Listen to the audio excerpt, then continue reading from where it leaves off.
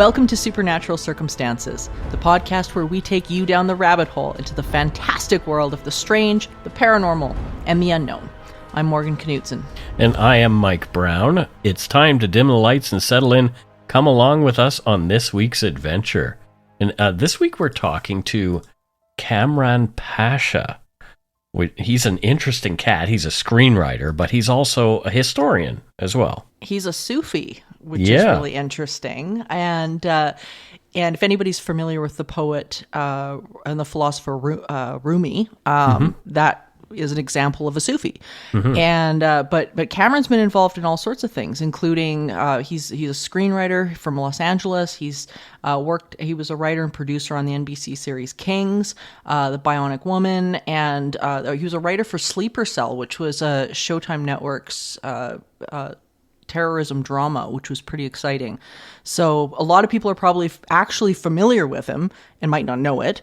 But he's here today not to talk about the Hollywood version of things, but the real life background of what we've come to know as essentially the Genie from Aladdin. This idea that there are these interdimensional beings, these energetic beings that are documented throughout the world. Mm-hmm. And just looking into the background of, I think, a story we grew up with. Yeah, they're called Djinn, and it's spelled Djinn. And do you want to talk a little bit about what the Djinn are before we get into this? Yeah, absolutely. So we see these types of creatures pop up in many different lore across the world, but specifically within the Middle Eastern cultures like Arabia and places like that, we see them come up as almost genie-type characters that live within the human population. They're beings that you can either befriend and everything's great, and when we picture sort of the big blue guy from Aladdin, or they can be something completely different and dark. And if you tick these things off, you're in a world of hurt. So we see these things popping up all over the place in cultures, both in North America, as I say, Middle East, all over. And it's really an interesting area to delve into, especially now that the idea of these interdimensional type beings are becoming more prevalent. My experience with Djinn or genies is only as a kid. You rub a lamp and this thing pops out and offers you 3 wishes. I guess it's that 1001 Nights story, that fable that comes from there, and it was presented in Aladdin as well. But there's a lot more to it than that, and so that's what Kamran is going to talk to us about today. I'm excited about this topic because I have to admit I don't know a lot about it either. So we're all learning together today. Yeah, well, hopefully we don't upset any Djinn in our conversation as we go. Well, I think we're about to find out. So let's go talk to Kamran. Okay, let's do it.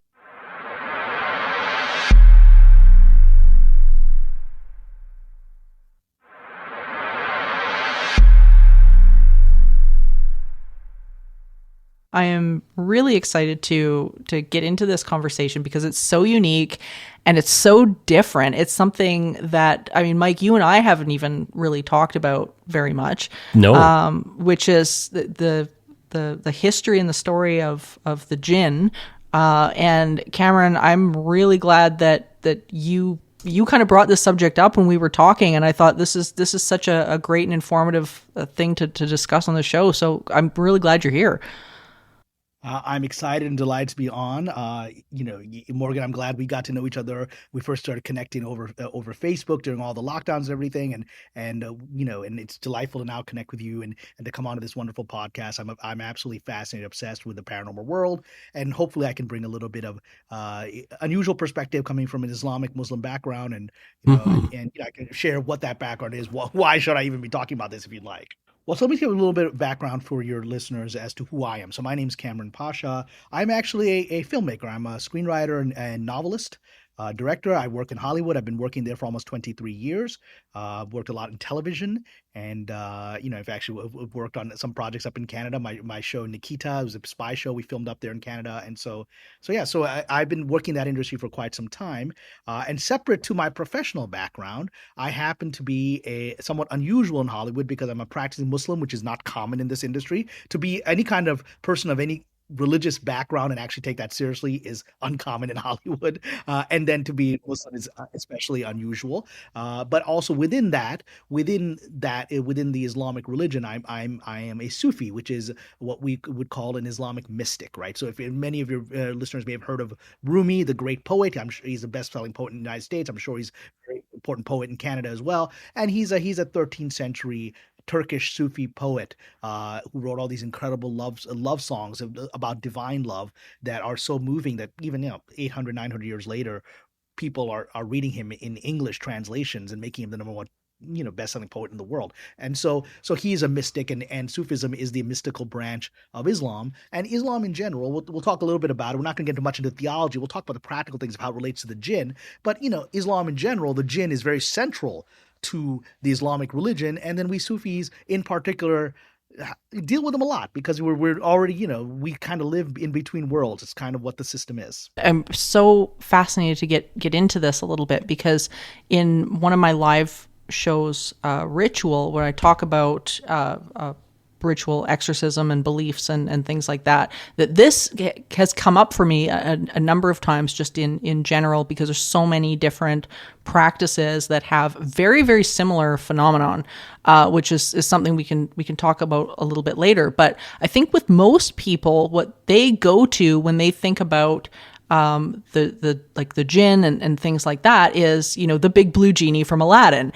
And, but I mean, but the history from what I've read, it is kind of a little bit cloudy, and that this was actually pre-Arabia. Is that right? Yes. I mean, the word itself is an Arabic word that just means invisible.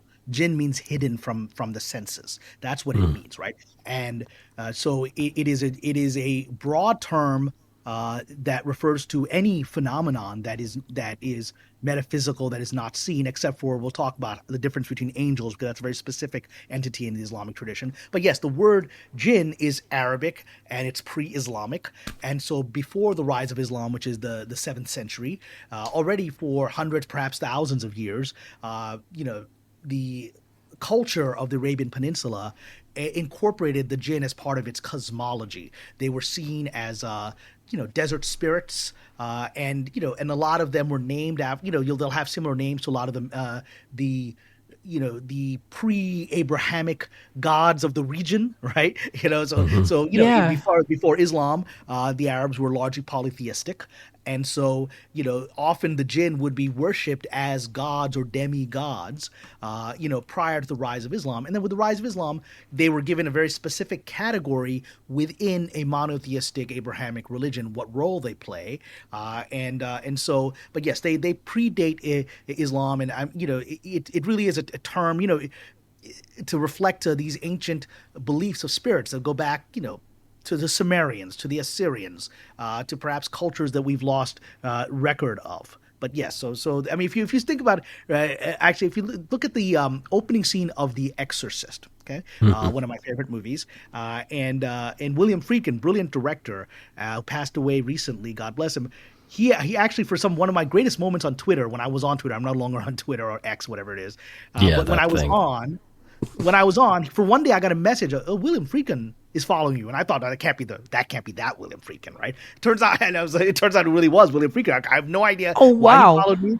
Yeah, that was my reaction, and I sent him a DM saying, "Sir, I'm so honored, but why would you follow me?" He's like, I like something you tweeted. I'll follow you. I was like, all right, and so we ended up having a few DM exchanges, and that was incredibly honoring for me. But so we talked a little bit about the way he did The Exorcist, which I'm going to now link to there. If you remember, The Exorcist opens up actually in the Middle East. It opens up in Iraq. Right.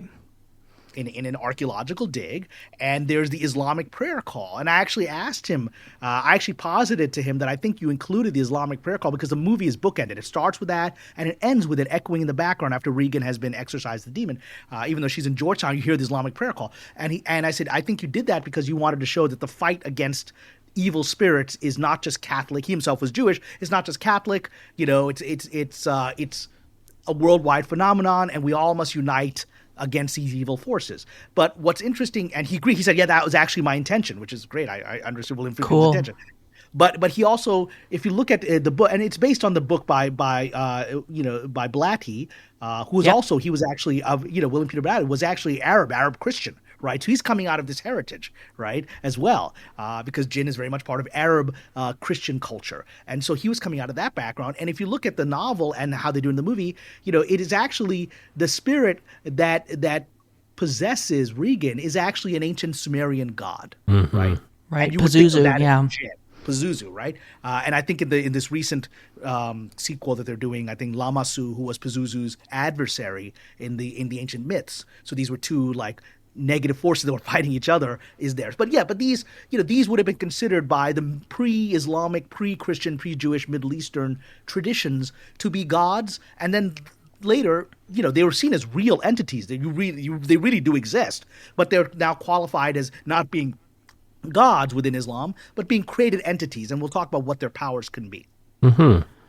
Oh, that's really interesting, and thank you for putting it into context for people as well, because I think sometimes we hear these different names and whatnot, and we think, well, we just don't have any context for what that is, but being able to pin it into films that are so recognizable, that I think everybody remembers that scene. I know, like, everybody thinks when they think of The Exorcist, that they think of the face of Pazuzu and all of those crazy scenes, and I don't think the majority of people look at that and think, oh, that's a Djinn. I think we've kind of been indoctrinated by a lot of cultures to say, and specifically in the West, we think, well, it's a Christian, it's a demon, or it's something like that. But so that's really interesting.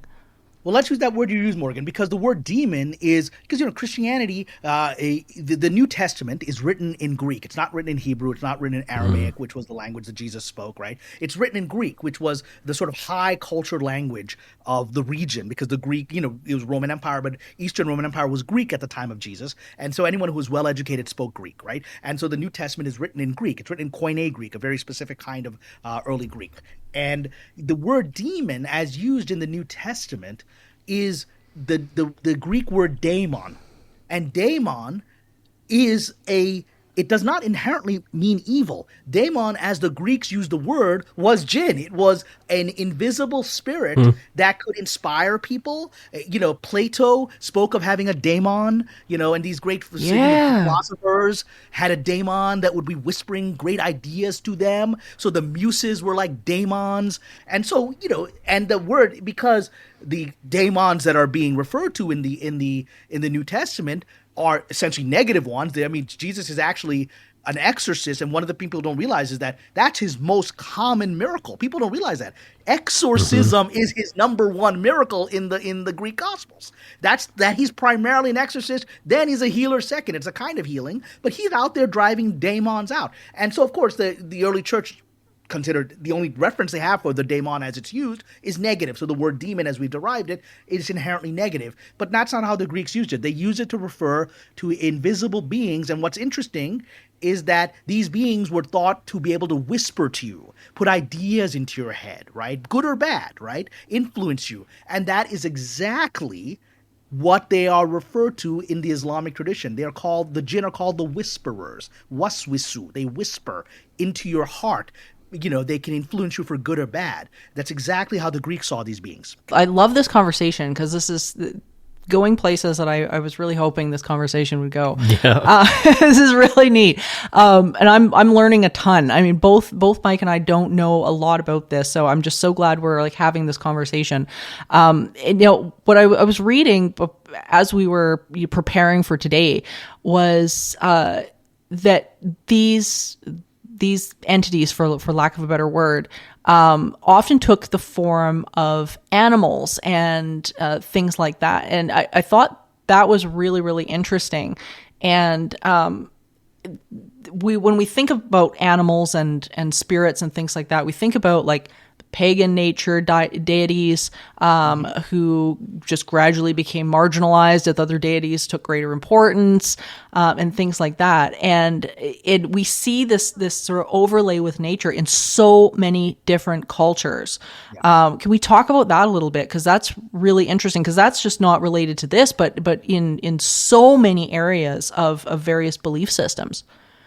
Yeah, and so because the term Djinn refers to all this, essentially this vast, hidden world. In one of the early verses of the Quran, the chapter 2, the beginning verses, this is a book for those who believe in the unseen, right? And so the part of the Islamic belief is part of the faith is you have to believe there's an unseen world that your five senses can't access. And it's an entire living dimension. There's life there, right? That you're just not able to access it but doesn't mean they can't access you, just they're in a different dimension, right? And one of the ways that the Jinn have been known to enter into this dimension is to take animal form, right? Dogs, snakes. What's interesting, again, going back to movies, because I'm a filmmaker, we go back to The Omen. If you remember, there was the black dog that was protecting Damien. That's a Djinn. Right. And so that's this idea of entities taking this form, shapeshifter abilities, particularly in animals. That's worldwide. Every culture has this idea. Native Americans have it. The Irish have it, right?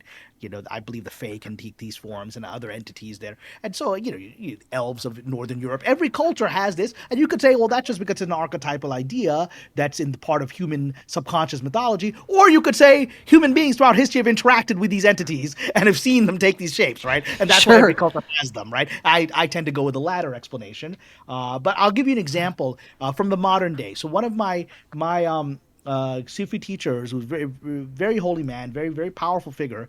His name was Sidi Muhammad al-Jamal. He passed away a few years ago. He was the Imam of Al-Aqsa Mosque in Jerusalem, so very highly regarded in the Islamic community. And he was also a leader of the Sufi order that goes back to, it's been there since the Crusades in Jerusalem, right? And so he, very powerful and great mystical powers. I mean, he was famous for people he could bilocate. Like people would say, "Hey, I saw Sidi in San Francisco." They're like, "No, he's in Jerusalem right now. What are you talking about?" Right? So that kind of thing, like that kind of holy figure, right? But he told a story about how when he went to do a spiritual talk in Hawaii, that he went there and he said Hawaii is one of the most powerful centers of Jinn activity in the world. And who are the Jinn he's referring to? He's referring to what the Hawaiian ancient kahunas would call the Hawaiian deities, like Pele, right? He said, and they are incredibly powerful. And he said, even I, with all my Sufi training, was not really able to restrain them because this is their land and they're connected to the energy of the volcanoes, and you're on their turf when you go to Hawaii. Hawaii is sort of an interdimensional portal to the Jinn world. But that's an example. Pele, if you study all these Hawaiian, pre-Christian Hawaiian religion, then you have all these stories of these beings that can take different forms and shapes and animal beings and part animal. Again, that's because that's what bringing the animal side into this, I think is really interesting because it's something that so many cultures, like we were saying, have connected with and stuff like that over the years, and those beliefs into the animals kind of being that connected to non-physical in different ways. We see this like again and again and again in all of these different cultures and religions and things like that, and being just interconnected with the spirit world and non-physical world in general. But you brought up something too that I thought was really, really interesting, and that was, you'd mentioned a little bit ago about the Assyrian culture, and in ritual, I had brought up something that I discovered through my research that I thought was so interesting, in that the Assyrian culture had these, like they had the famous Assyrian tablets, which they dug up, and when people started to uncover what was written on them, they discovered that they had a very tight and pretty accurate diagnosis of epilepsy. And when they flipped, like when they started to look at this a little bit more intensely, they realized exactly what these people were describing. And then on the back of the tablet, there was a drawing of what I'm now understanding through you was probably a Djinn that they blamed for the onset of epilepsy. But they had all the symptoms. They had everything else like pretty right. So that got me kind of down this rabbit hole a little bit about the Djinn and these entities and things like that have been held responsible for so long for things like mental illness and sleep paralysis and all of that kind of a thing. Can we talk about that a little bit? Yeah, and I'm going to suggest to you that the Sumerians were right, and only now is science even possibly beginning to relearn what they knew. And so yes, there are mental illnesses in this world that are just the product of biochemical disorders, emotional mood swings, things like that, right? However, there is a very real phenomenon, which has been documented throughout history and is documented today, of entity interference in the human mind. It can go anywhere from what we Sufis would call it, obsession, where one of these jinn suddenly gets focused on you and gets, obsessed with you and starts whispering a little too much into your mind so that you're suddenly being swept away by emotions you don't understand and thoughts you can't stop, right? Leading to OCD behavior or unhealthy behavior, right? And then it can lead all the way to full-scale possession, right? Which is what we talked about, The Exorcist. Now, one of the things that people often don't realize, because again, the way Hollywood has presented it, is that exorcism is a Catholic thing, right? No, Yeah. exorcism is a worldwide, every Yes. religion thing. I studied with Taoist teachers, and they are trained exorcists, and they'll share with me their exorcism stories in China, right? I have friends of mine who Jewish Kabbalists, like traditional Jewish mystics, similar to Sufis. They are trained in exorcism, and a lot of my friends in Hollywood who are Jewish were like, "What are you talking about? There's no exorcism in Judaism." I'm like, "No, you just don't know about it, right? Because Right. you're disconnected Yeah, from that. yeah. It's real." And the Islamic tradition, exorcism is a real phenomenon today, to the point that it is televised on television in the Islamic world. You can watch Really? TV shows in Indonesia, Saudi Arabia, and other countries where they will bring in an Islamic exorcist to help someone who's being tormented, and they will televise the healing process.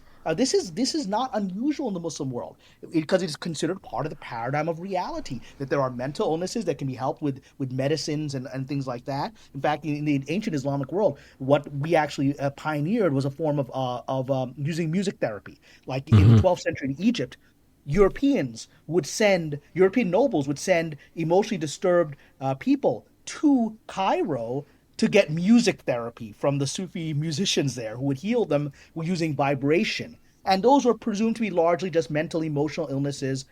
But then there's this other phenomenon of, okay, there's other stuff going on where it's not coming from you, it's coming from something outside yourself. And I think that can often be the case of epilepsy as well. I think there are, probably most epilepsy cases are just misfirings of the brain or Oh, rewirings of the brain.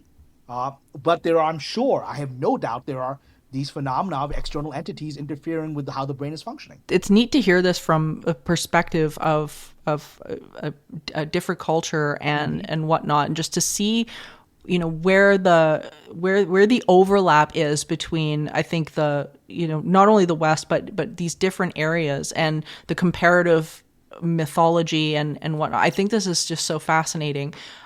So is this where some of the later religions then maybe got the idea of possession from, or is this the same phenomenon just relabeled? What do you think? Yeah, I mean, it's all relabeled. I mean, Sufis like to think that there's only one truth that's just had different languages expressing it. So we've all experienced these things. This is the possession seems to be a very early primordial phenomenon. Like I said, my Sufi teachers are in West Africa, and they are actual exorcists. I've talked to people who've been exorcised by them, or have had family members who have, been cleared of jinn. I'll give you one story, right? And again, the reason I use Africa is that Africa has modern religions like Christianity and Islam. It has the pre-Islamic animist religions from which voodoo and various other Caribbean traditions are derived, right? And so it has all these things, and possession exists in all of them, and they all have methods for dealing with it. So these spirits, especially like the West African spirits that eventually would become part of voodoo in the Caribbean, are pre-Christian, pre-Islamic African deities who that I would consider jinn, right? But I'll give you an example of an exorcism story from West Africa that Please, yeah. a good friend of mine. This is a story he told me directly. So it's of his brother. It's a very close friend of mine. His brother was a boxer, a boxer, up and coming boxer in the country of Senegal, West Africa, which is where my Sufi teachers are. And he was becoming a national contender, and he needed to win a certain prize fight in order to essentially become a national champion. And so before the fight happened, suddenly my friend's brother started behaving in very bizarre ways. He suddenly could no longer communicate in their native language. He suddenly started saying things that sounded like just bizarre, strange stuff. He didn't seem to be able to connect with anybody. He looked like he had, quote unquote, gone insane, right? He was babbling and rambling, and none of it made any sense, and he couldn't function.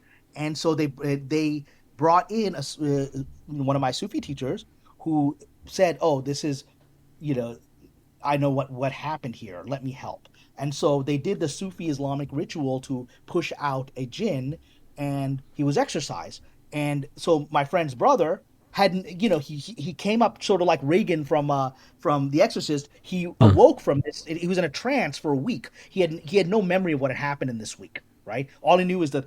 And then they asked him, "Well, what happened? Tell us what really happened here." Because the Sufi's like, "So tell me the magician, the sorcerer you went to." So the guy was kind of embarrassed, and he admitted that he had gone to a traditional animist African sorcerer to get certain powers to try to win the boxing competition. And I guess maybe that person either didn't know what they were doing or had ill intent. And the powers they gave was they melded him with some jinn spirit, but instead of the jinn helping him getting physically stronger, he it took over his mind and made him act insane, right? And so that's a true story from a very close friend of mine of his brother, and that's probably within the last 5 years. Like I said at the beginning, I think when a lot of people think of this stuff, they're thinking of, the stories that the West knows, which is stories like Aladdin.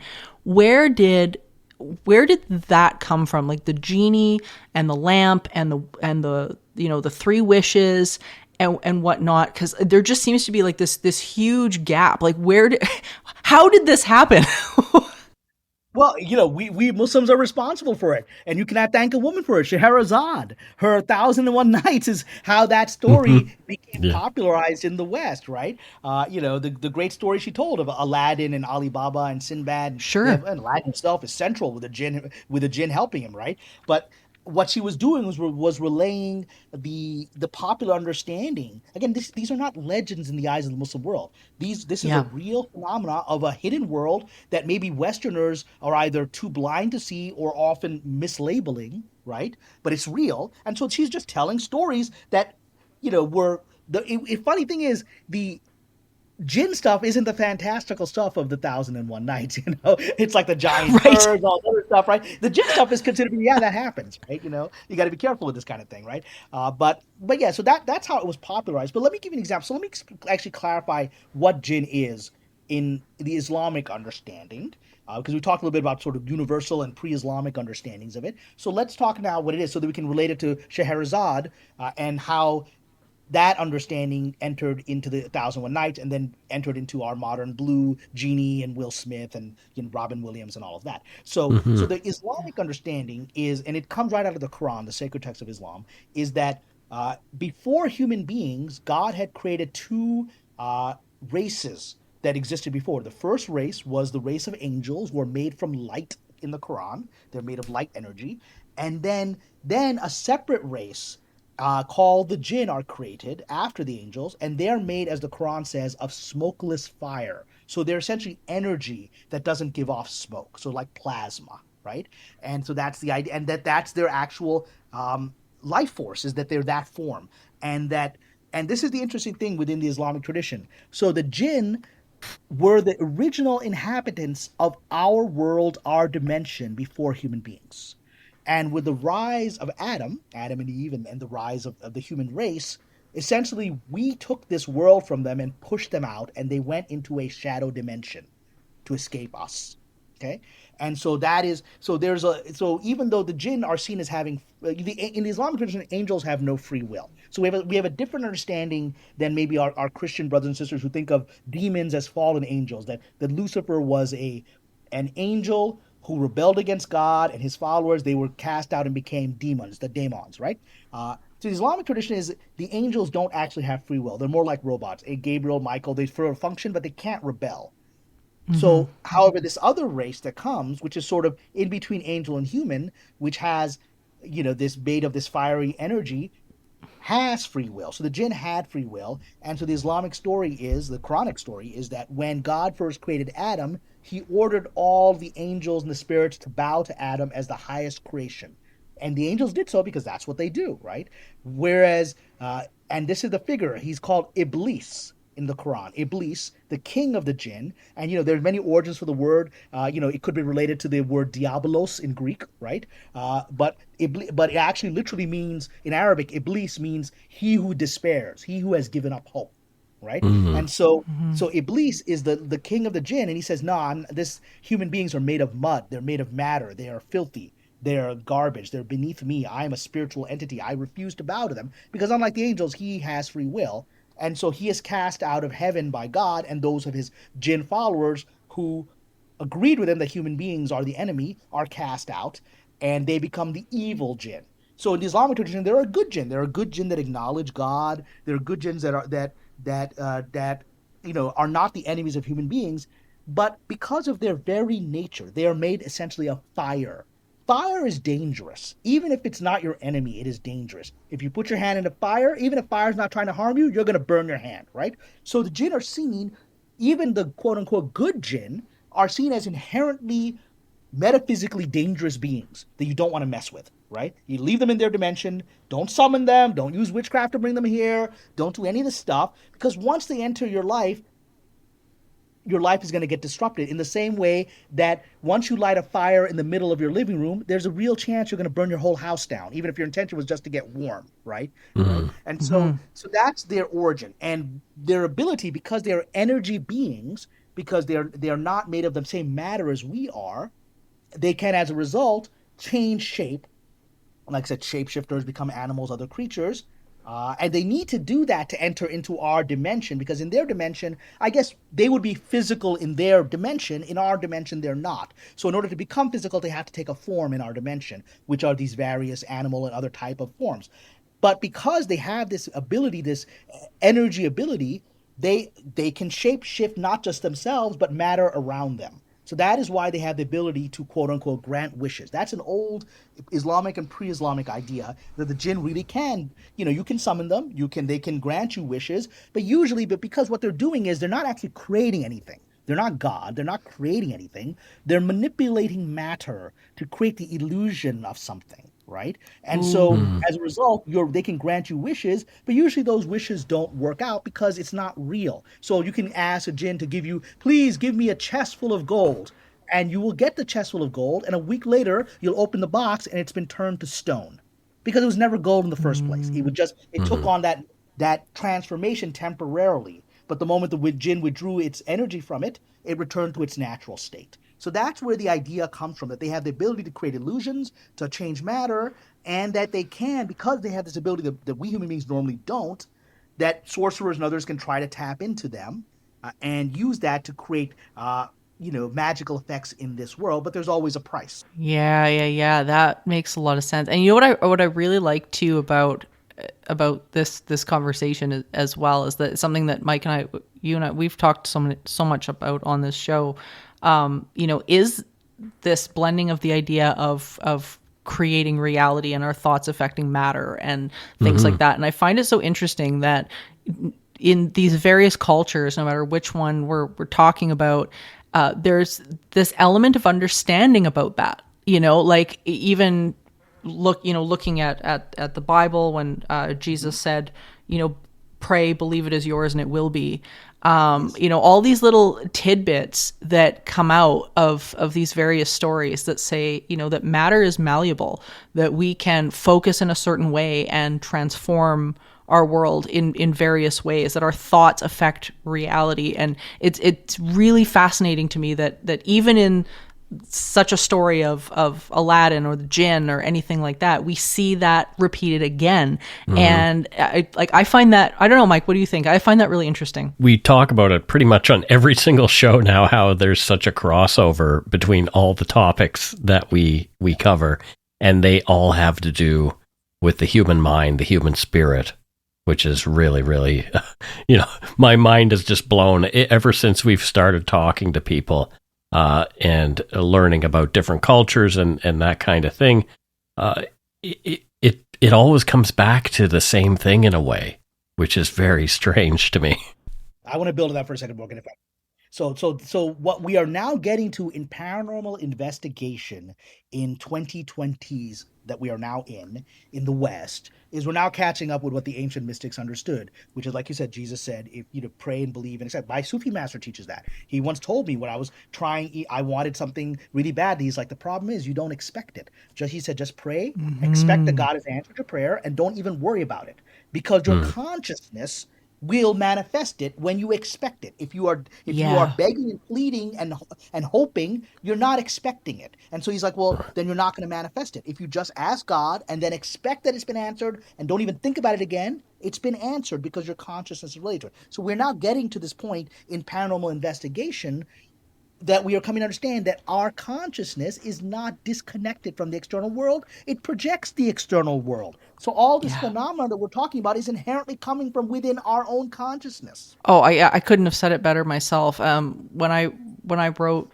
my first book, Teaching the Living, a number of years ago, that was the central theme of the book that I really, really wanted to drive home, was that we are involved in shaping the reality. And I think the paranormal, no matter what phenomenon we're talking about, people have this notion that this phenomenon is asserted on us. And that's just simply not true. It isn't asserted on us. We have a massive role to play in what is being projected, what we're experiencing, how we're shaping the world through like our beliefs, like we've talked about, our what we know to be true, what we don't know to be true, all of these different things. We have this direct influence as to how this stuff and how our world is unfolding.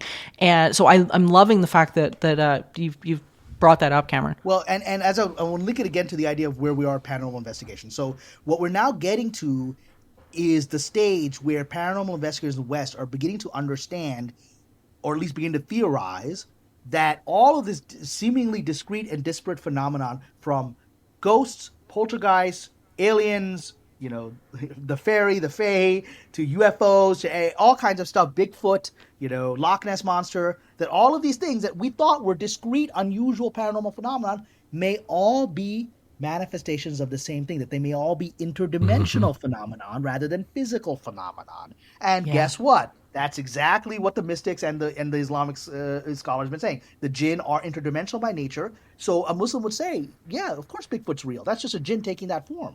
And then he takes and then the UFOs are of course real. Those are just ships that jinn are using to enter into our dimension. So it's all one phenomenon that takes all these different things. Of course Nessie and the Loch Ness is real. It's been documented for over 1,000 years, right? Of course, because it's not a plesiosaur.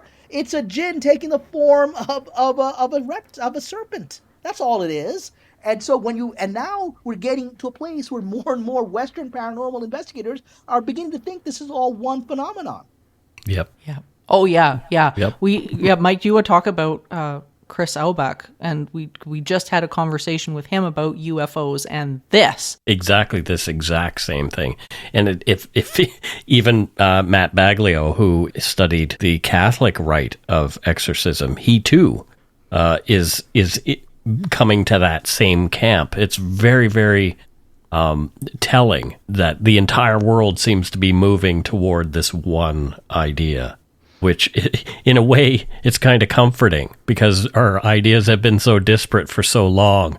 Perhaps that Tower of Babel is just falling down and we're really starting to learn that we're all one thing. We're all one thing, and the universe can't be put in a box. That's why you're never going to solve these things. 200 years from now, you're going to have, the holographic podcast about Bigfoot that, they're like, and scientists will be like, wow, why can't we catch this thing? And still people will be reporting the phenomenon, because you're never going to be able to put it in a box because it's not from our dimension. So you cannot, you're trying to catch, you're trying to catch a ghost. You can't do it. And that makes the world wonderful and magical. Yeah. Oh, I couldn't agree with you more. It's funny because I've talked about this on the show before. I used to be the all cryptids are, flesh, blood, and bone person. I was hands down that I was that guy. And what was interesting for me coming into a lot of this research in terms of dealing with things like Dogman and Sasquatch and whatnot, and learning from like the First Nations cultures here in Alberta and whatnot, is that I began to see this very, very differently. And my own experiences with both of those things have now opened my eyes to realizing that there is a very, very strong, like, and label it however you want, spiritual, interdimensional, all the things.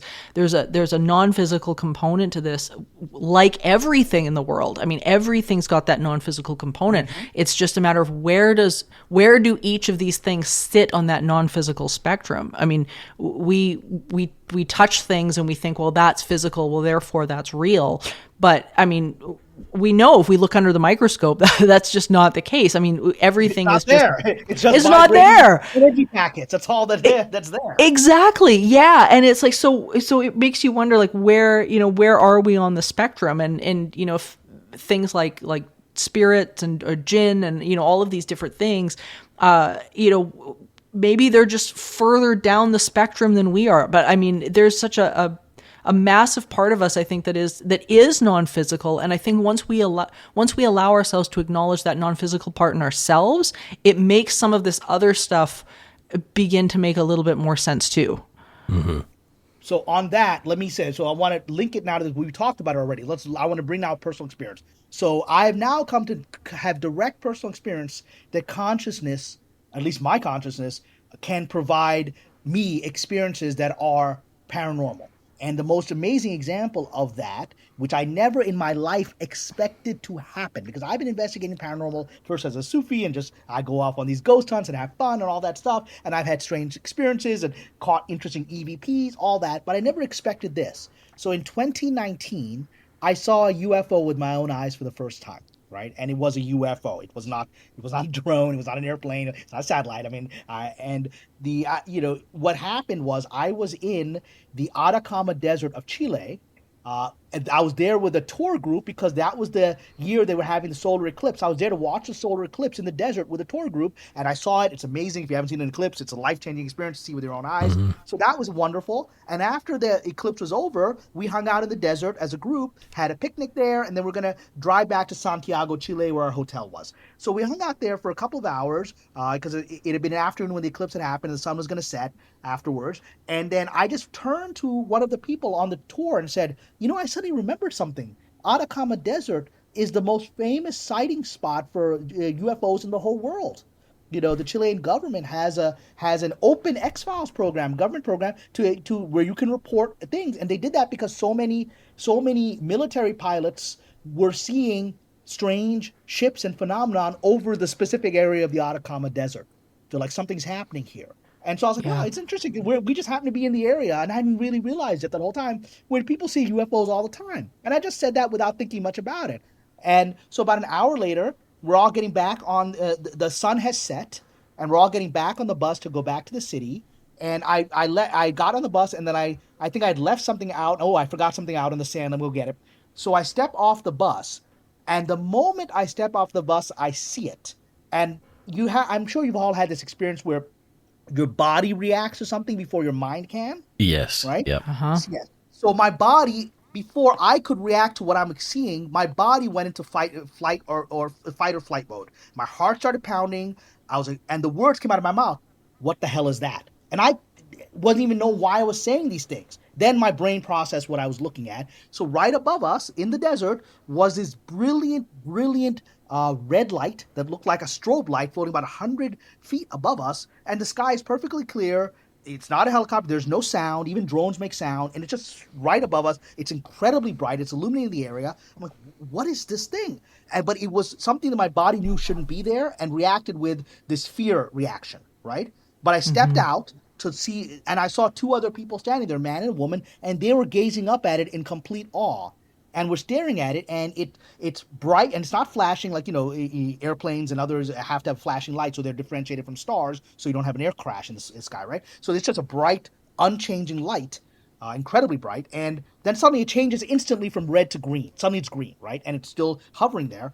And we're staring at it it stays in the sky for about 3 minutes, just hovering, now green. And I turned to the gentleman next to me, and he turned out to be a professional pilot. He's an airplane pilot on this tour with me. And he said, "That's not a plane. That's not a drone. That's not a helicopter. I've never seen anything like that in my professional career." And we're looking at each other like, are we looking at a UFO? Is this actually happening to us? And then, as we said these things, it suddenly switches to a new color. It's red again, and then it suddenly plunges towards the Earth rapidly. But before it hits the ground, it just blinks off. It vanishes, right? Wow. And we saw this. So we saw this, and we're stunned, and we're looking at each other. Do we just see this? And then the bus driver comes out because we're the last three stragglers. They all want to go. And they're not a lot of native Chileans. There's not a large community of indigenous people in Chile, but there's some. And he was an indigenous Chilean, and he came out and he said, "Hey guys, what's up? We got to get back on the bus. We got to get back." And we tell him what we just saw, and he just laughed and said, "Oh, those are the aliens. My people have seen them for hundreds of years here." Right? He just said that dismissively. Right? He's like, "Oh, that light, we've seen that for hundreds of years. Those are the aliens." And then we went on the bus and we told people, and they all literally just mocked us. They laughed at us because literally there was one professor who I was on the trip for another 2 days in Chile, and every 5 minutes we would be outside. He'd point to a plane. "There goes your UFO, Cameron." Those people, they just became uncomfortable with this, that three people claimed to have seen this, that they had, right? Or they didn't want to see it. And the funny thing is, as we were driving back to the city, we stopped at a rest stop in a village in the desert, like indigenous people's village in the desert in Chile. And when we stopped at the rest stop, we noticed they were all selling alien trinkets, little green men, right? Because that was so much of a phenomenon there that they would sell trinkets to tourists. Yeah, that's telling. but so that's an amazing experience. However, what's central to it is I was talking about UFOs 1 hour before. I absolutely believe my consciousness connected to their reality, and they came.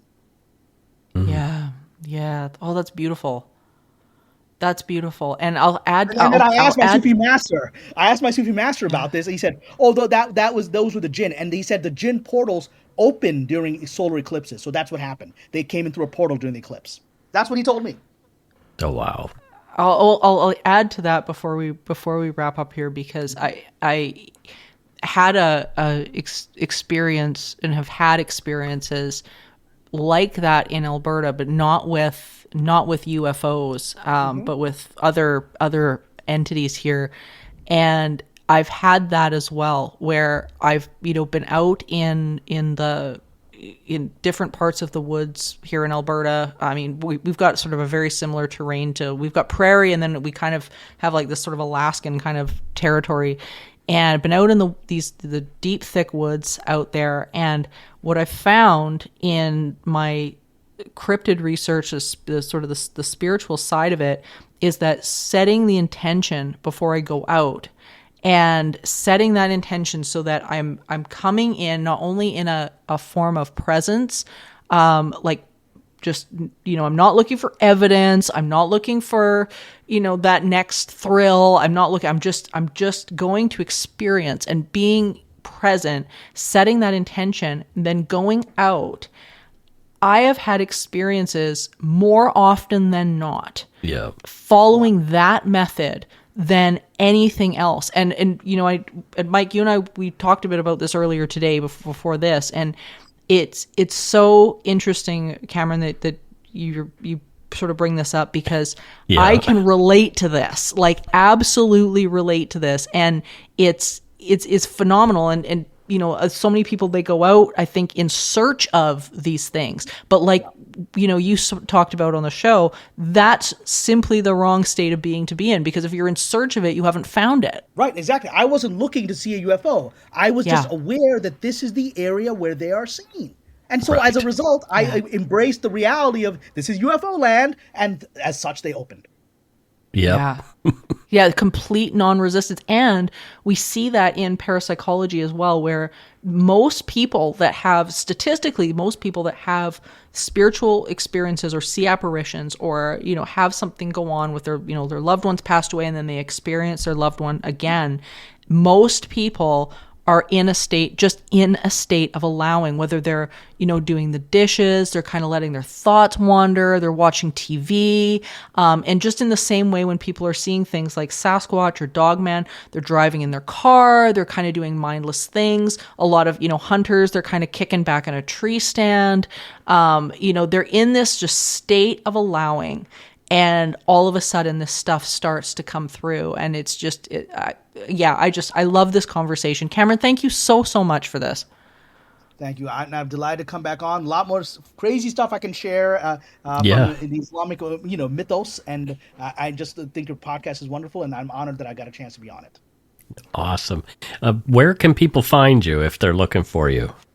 The best way, there's two ways. You can, if you just want to follow my adventurous life, you can follow me on Instagram, which is my name, Kamran Pasha 72, and I'll spell that. It's KamranPasha 72 at Instagram. And if you're actually interested in hearing my perspectives on Hollywood and all this other stuff, from this Sufi Muslim's perspective on things, I have a Patreon, which you go to Patreon and enter my name, Kamran Pasha, you'll find me. So Patreon/Kamran Pasha, and we've got about 300 people on there. We have a really lively community. We talk about everything from Hollywood to mystical phenomenon. So come join us there too. Awesome. That's fantastic. Thank you so much. This was amazing, and I feel like I have learned so much. Yeah, too. About a lot of cultures that I wasn't even aware of, and what the traditions were. And this is great. So thank you, Kamran, and we will do it again. Thank you. Take care.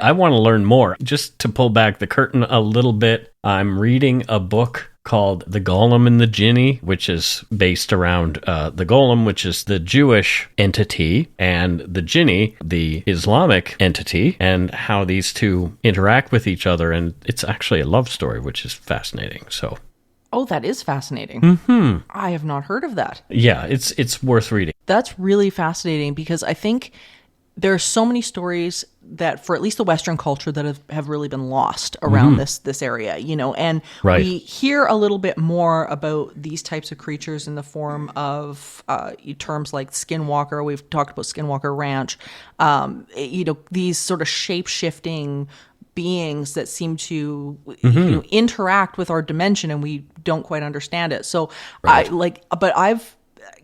Kamran is so full of information that I can at least feel like I can get my fingers into this now. I don't know about you, but this feels accessible to me now. Yeah, he described it in a way that I can understand it a little better.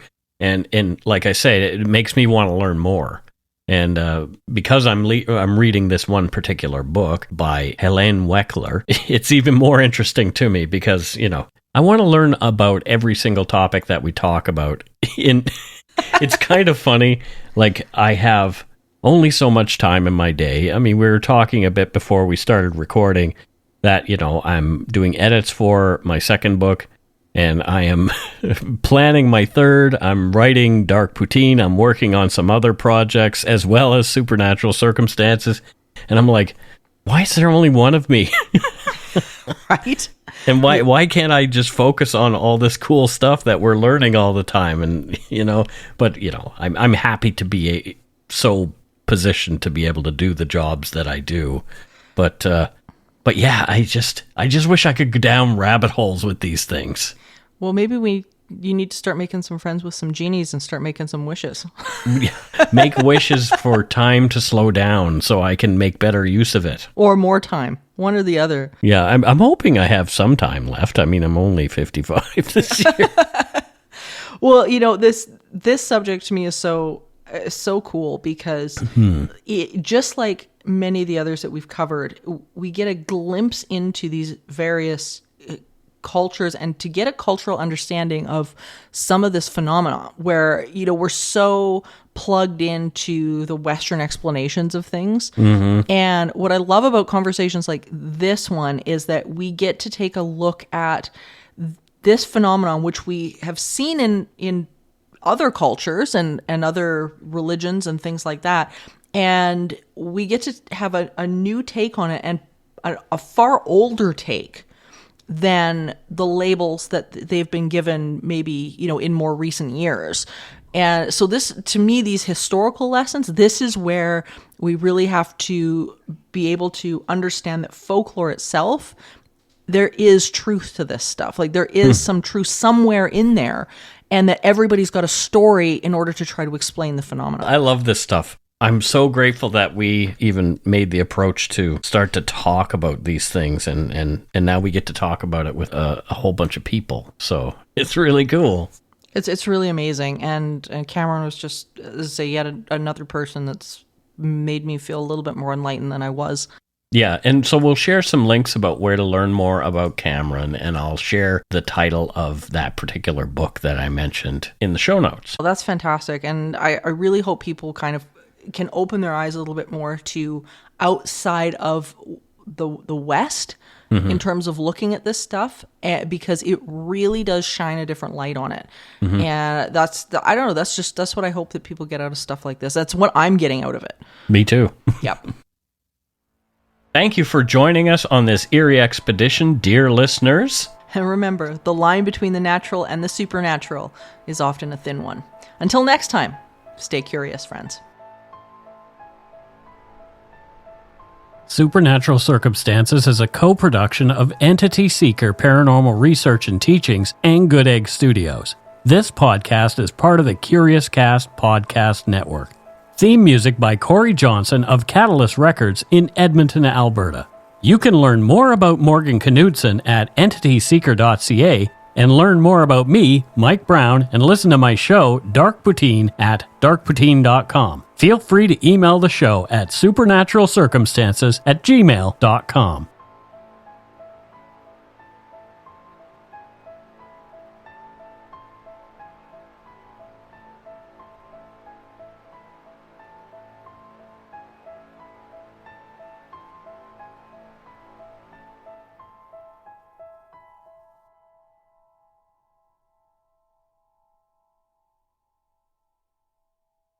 Hi, it's Shauna, and I might be a bad parent because my kids think French fries are vegetables. Hey, it's Ryan, and I might be a bad parent because I went out for wings when my wife was in the hospital after giving birth. Johnny here. I might be a bad parent because in my house, the tooth fairy gives pocket change. But we're not alone. Len emailed us and said his 6-year-old daughter's Tarzan moment going from love seat to lazy boy by curtains made him more proud than any dance recital. And Andy left his 2-year-old at the rink. All right, guys, I'm sure we're not alone. Like Andy's kid.